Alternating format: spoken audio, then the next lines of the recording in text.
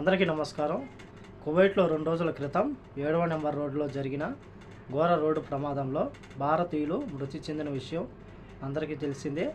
అలాగే వీళ్ళందరూ ఒక కంపెనీలో పనిచేస్తూ ఉన్నారు. పని ముగించుకొని వాళ్ళ యొక్క రూములకు వెళుతూ ఉంటే, అలాగే 7వ నెంబర్ రోడ్లో వెళుతూ ఉంటే వెనక నుంచి ఒక వాహనం వేగంగా వచ్చి ఢీకొనడంతో అయితే డివైడర్ను ఢీకొట్టి వాహనం బోల్తా పడడంతో అయితే 7గురు మృతి చెందినట్లు స్థానిక మీడియా పేర్కొంది. ముందుగా స్థానిక మీడియా 7గురు భారతీయులు చనిపోయారని చెప్పి ప్రకటించింది. తాజాగా అధికారులు స్థానిక మీడియాకు తెలిపిన వివరాల ప్రకారం ఇందులో 5గురు భారతీయులు ఉన్నారని చెప్పి 2 బంగ్లాదేశీయులు ఉన్నట్లు తెలిపారు.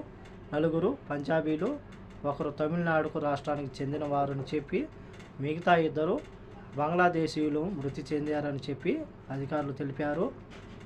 మృతి చెందిన భారతీయుల వివరాలు మనం తెలుసుకుంటే, దేవేందర్ సింగ్ పంజాబ్, భగత్ సింగ్ పంజాబ్, బీహార్ లాల్ పంజాబ్, విక్రమ్ సింగ్ పంజాబ్, రాజకుమార్ కృష్ణస్వామి తమిళనాడు అని చెప్పేసి అధికారులు తెలిపారు. స్థానిక మీడియాకైతే ఈ యొక్క సమాచారం అందించడం జరిగింది.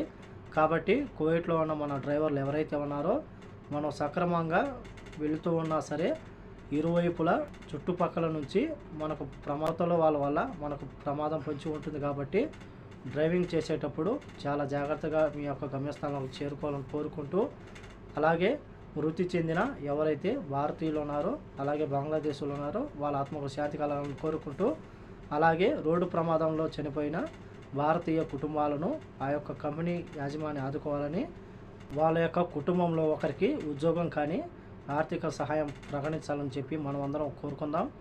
అలాగే కువైట్ ప్రభుత్వం కూడా ఈ యొక్క కుటుంబాలను ఆదుకోవాలని చెప్పి మనం అందరం కోరుకుందాం.